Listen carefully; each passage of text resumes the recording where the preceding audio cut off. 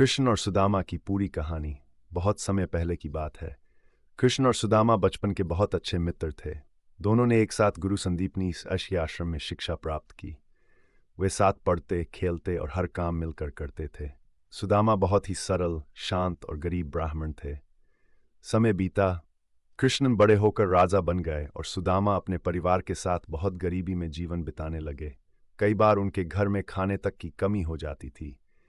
एक दिन सुदामा की पत्नी ने कहा, आपके मित्र कृष्ण अब बड़े राजा हैं, उनसे मिलने जाइए, शायद हमारी परेशानी दूर हो जाए।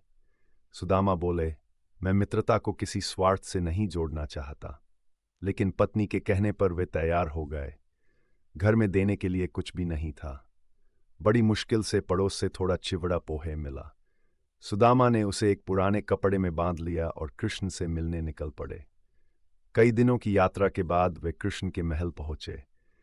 महल के पहरेदारों ने एक गरीब ब्राह्मण को देखकर रोकना चाहा, लेकिन जैसे ही कृष्ण को पता चला कि सुदामा आए हैं, वे तुरंत दौड़ पड़े। कृष्ण ने अपने पुराने मित्र को गले से लगा लिया। उनकी आंखों में खुशी के आंसू आ गए। भगवान कृष्ण स्वयं सुदामा के पैर धोने लगे। महल में सभी ये देखकर आश्चर्यचकित रह गए। कृष्ण मुस्कुराकर बोले, मित्र, मेरे लिए क्या लाए हो? सुदामा शर्माने लगे। उन्हें लगा इतना छोटा सा उपहार कैसे दें, लेकिन कृष्ण ने खुद वह पोटली ले ली और बड़े प्रेम से पोहे खाने लगे। उन्होंने कहा, मित्र के प्रेम से बढ़कर कोई उपहार नहीं। सुदामा अपनी गरीबी बताने आए थे, लेकिन कृष्ण के प्रेम में वे अपनी परेशानी बताना ही भूल गए।